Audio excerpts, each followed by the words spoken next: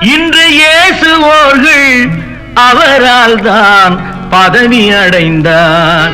தம்பி, நான் படித்தேன் காஞ்சியிலே நேற்று, அதை நான் உனக்கு சொல்லட்டுமா இன்று?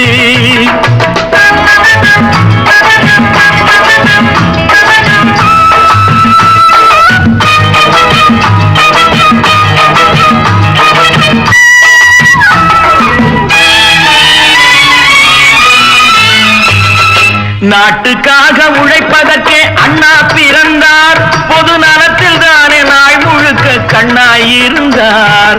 நாட்டுக்காக உழைப்பதற்கே அண்ணா பிறந்தார். பொது நலத்தில் தானே நாள் முழுக்க கண்ணாயிருந்தார்.